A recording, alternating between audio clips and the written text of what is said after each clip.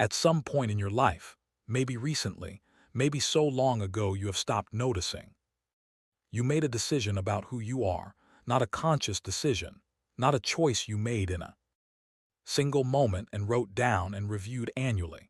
A slow accumulation of conclusions, drawn from experience, reinforced by repetition, eventually calcified into a thing you call your personality, your character, yourself. I am this kind of person, I am not that kind of person. This is what I do well, this is what I am not capable of, this is who I am. And here is the thing I want to say to you at the very beginning, before we go anywhere else. That story, the one you call yourself, is one of the most important things in your life, and it is also in ways that matter enormously not entirely true, not because you are lying, not because your experiences did not happen or your conclusions were unreasonable, but because the self is not a fixed object waiting to be discovered. It is a living, revisable, perpetually reconstructed narrative, and the person who knows this, who holds their identity with a particular quality of lightness that does not mean carelessness, moves through the world with a freedom that the person who has mistaken the story for stone almost never gets to experience. This audiobook is an invitation into that freedom. It will unsettle some things. That is not accidental. The most useful philosophical inquiry almost always does. What it will leave you with is not a diminished sense of self, but a more honest, more spacious, more genuinely yours one. You are not who you think you are something more interesting than that, and the path to discovering what begins with the willingness to question what you have always simply part one. The story that calls itself a person. The psychologist Dan McAdams has spent his career studying what he calls narrative identity. The theory that the self is not a fixed entity, but an ongoing story that human beings construct to make sense of their lives, not a record, a construction, a selective, interpretive, causally connected account that takes the raw material of experience, events, relationships, choices, losses, and organizes it into something with meaning and direction and continuity. A story that says, this is who I am, this is how I came to be this way, and this is where I am going. The brain, it turns out, is a story-generating machine of extraordinary power and extraordinary bias. Neuroscientists studying memory have found that what we remember is not a recording.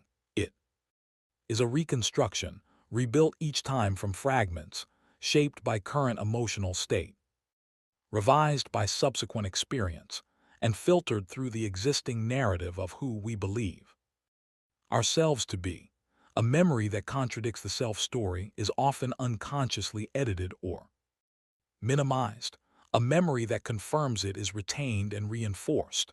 The brain, in other words, is not trying to be accurate about the past. It is trying to maintain a coherent story about the present. This means that the autobiography you carry, the internal account of your life and character and capability, has been continuously edited by a narrator with a specific agenda, the maintenance of a consistent self, and that narrator is not neutral. It selects for evidence that confirms the existing story. It discounts evidence that challenges it. It interprets ambiguous events in the direction of what it already believes. Over years and decades, this produces a self-concept that feels like observed truth, but is, in significant ways, a self-fulfilling construction. The novelist you have hired to write your life has been working without your supervision.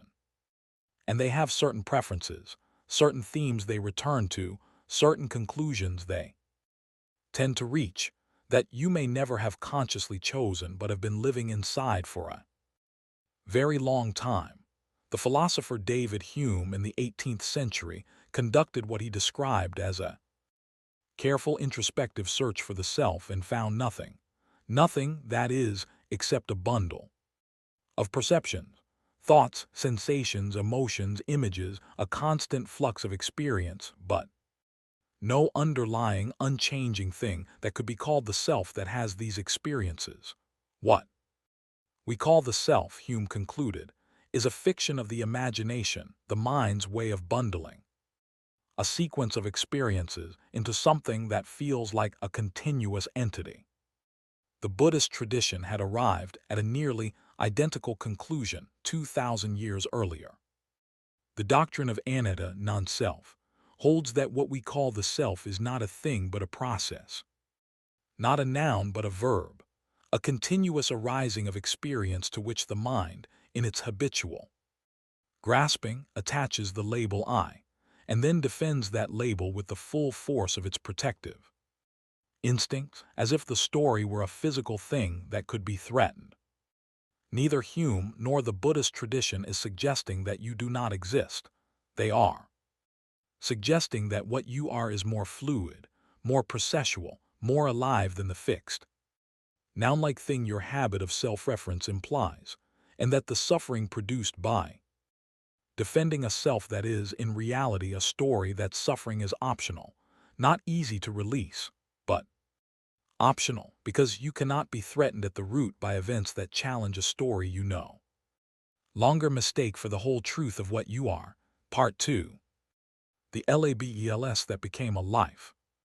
Let us get specific, because this is not only a philosophical abstraction, it is something that has shaped in very concrete ways the choices you have made, the opportunities you have taken or avoided, and the version of yourself that has shown up in the rooms where your life has actually been lived. Think about the labels you carry, not the ones on official documents, the internal ones, the adjectives that come most quickly when you try to describe yourself: shy, ambitious, not creative, logical, bad with money, good under pressure, someone who needs a lot of alone time, someone who is not naturally disciplined, someone who does not do well with confrontation, someone who has always been this way. Now consider where those labels came from, not in the abstract specifically. Who first attached that word to you, under what circumstances, how old were you, what was the emotional weight of the moment, and how many times in the years since has the label been confirmed, not because it is simply true, but because you have been, largely unconsciously, selecting for situations that confirm it and avoiding situations that would challenge it. A child who is told once by a teacher whose opinion matters that they are not a maths person does not simply receive information about their aptitude, they receive a story, and if that story goes unexamined, if it settles into the self-concept and begins organizing the choices that follow, it does not matter whether it was ever true, it becomes true.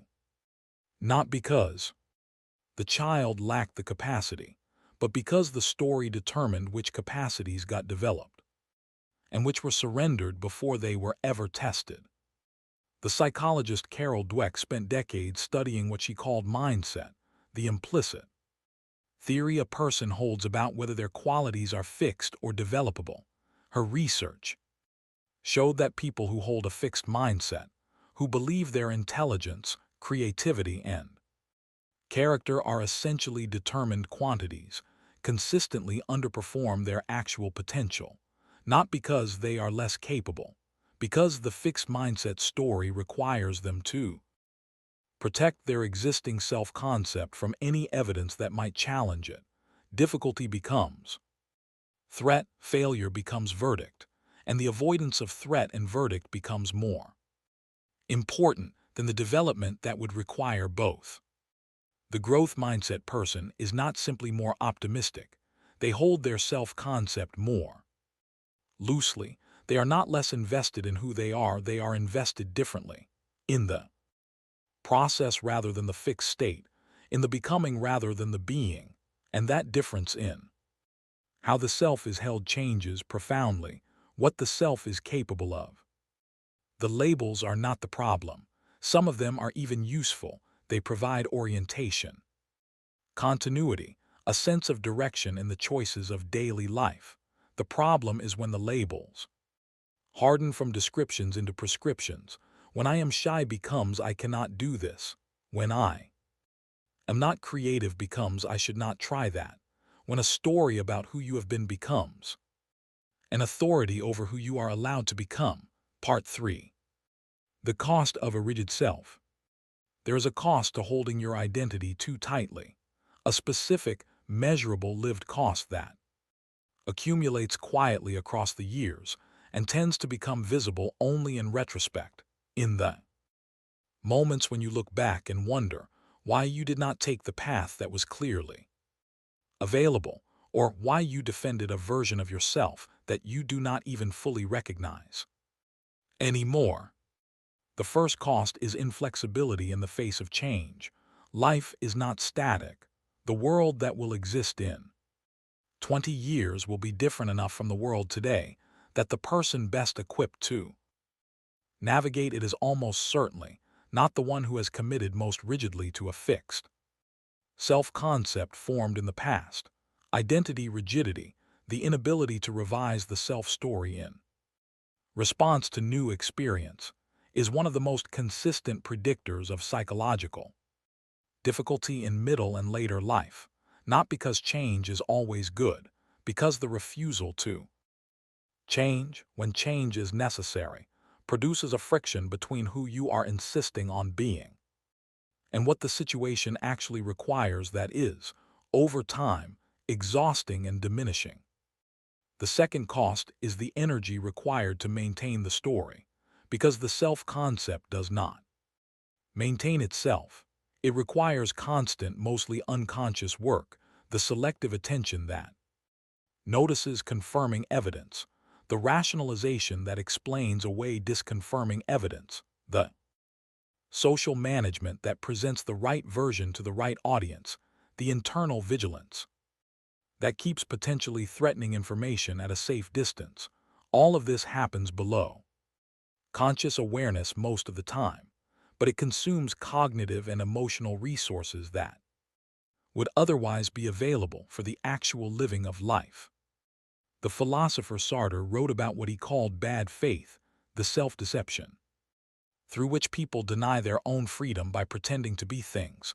A waiter who is entirely and only a waiter, a coward who insists that cowardice is simply their nature, a person who says I cannot help it, this is just who I am, when what they mean is I have decided not to change and I am using the language of nature to avoid taking responsibility for that decision.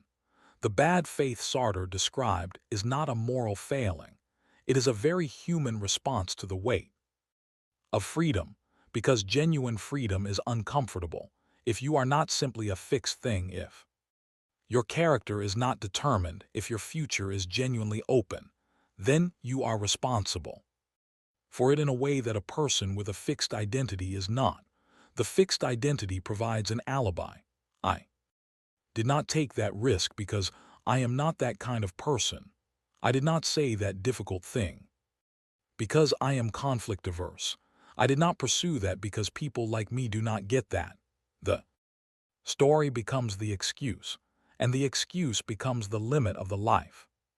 The third cost, and perhaps the deepest, is what the psychologist James Pennebaker called the inhibition of genuine experience, when the self-story is rigid enough to exclude certain kinds of experience, certain emotions, certain capacities, certain ways of being. Those things do not simply disappear.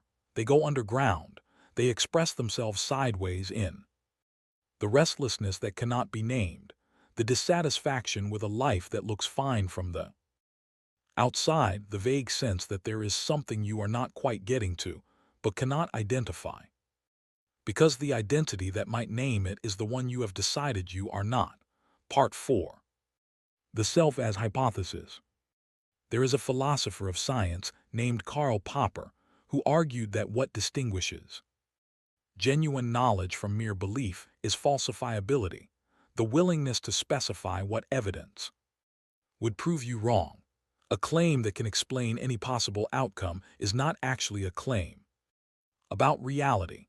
It is a story that has made itself immune to testing, and stories that are immune to testing are not knowledge.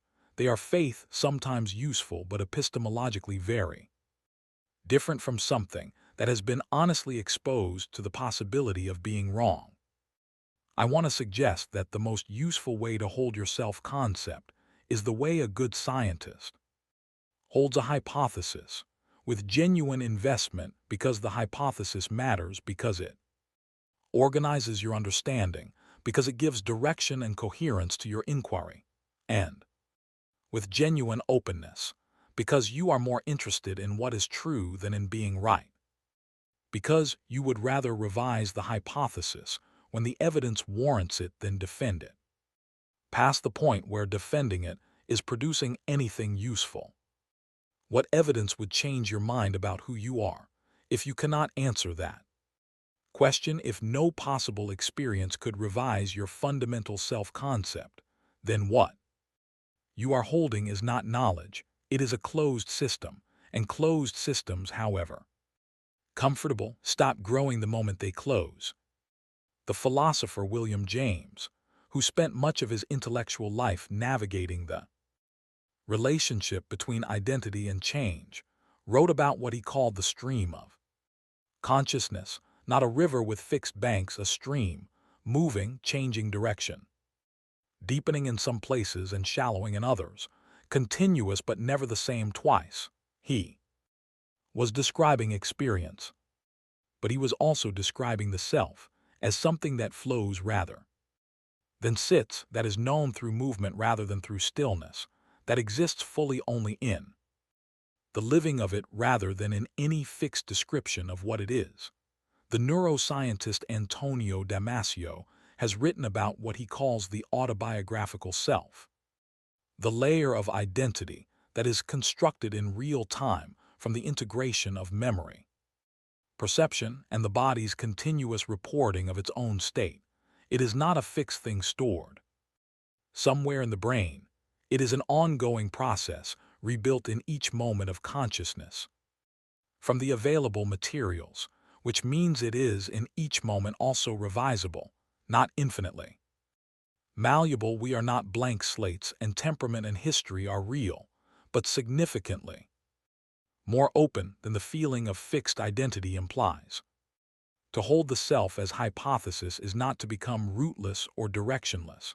It is to remain, in the deepest sense, honest, to keep the inquiry genuinely open, to refuse the comfort of a fixed answer to the question that, by its nature, never has a final one. Who am I? Asked not once in a crisis, but as the standing, daily, lifelong orientation of a person who understands that the asking is not a problem to be solved, but a practice to be sustained. Part 5. Holding yourself lightly, without losing yourself. There is an objection I want to address directly, because I suspect it has been forming throughout this. If the self is a story, if identity is constructed rather than discovered, revisable rather than fixed, a hypothesis rather than a fact, then what is the ground? What remains when the story is held lightly? What does it mean to have values and commitments and direction if the self that holds them is not solid? It is a genuine question, and it deserves a genuine answer, because there is a version of this philosophical territory that collapses into a kind of rootlessness, a postmodern shrug at the impossibility of identity that provides no actual guidance for living. That is not what any of the traditions we have drawn on today are pointing at. The Stoics were not arguing that character is an illusion. The Buddhists were not suggesting that compassion and wisdom are merely conventional. Hume was not recommending that we stop making decisions. They were all pointing at something more precise and more useful than that. The distinction is between identity as content and identity as process. Content identity says, I am this, these fixed traits, this stable personality, this particular configuration of qualities that defines me and separates me from others and does not substantially change. Process identity says, I am this, For now, in this configuration, at this point in the ongoing project of becoming.